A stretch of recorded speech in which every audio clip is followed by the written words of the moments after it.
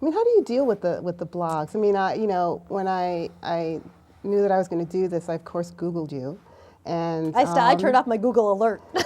I mean, about a week, I was like, I can't take it anymore. I don't need to know any of that stuff. It's harsh, and a lot of it's coming from the sisters, But black you know, women. But here's the thing.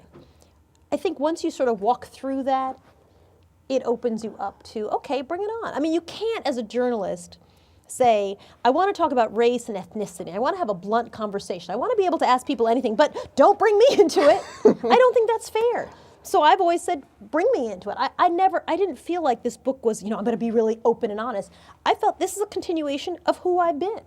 I usually don't talk about myself because I'm a reporter, so I'm talking about stories.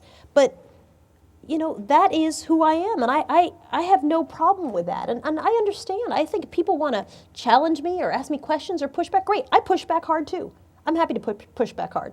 I don't mind. So it doesn't make you feel bad when they call you names? Because when I get called names, I feel really bad. The only thing that was really a little bit stunning to me was at some point when we were doing Black in America, someone had put a picture of my kids up, and they circled, my husband's white, and they circled the kids who looked ethnic.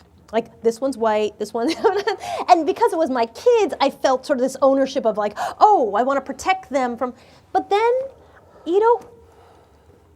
it's not fair to be able to ask people those questions and then not, in turn, be able to answer those questions. And I answer them as honestly as I can, and my answers aren't always right, and I don't mind answering them. I don't do stories about myself because I'm a journalist. I do stories about other people. But in the book, I definitely wanted to write about my experiences because I thought they framed how I came at some of the issues of race and ethnicity that I wanted to cover for CNN.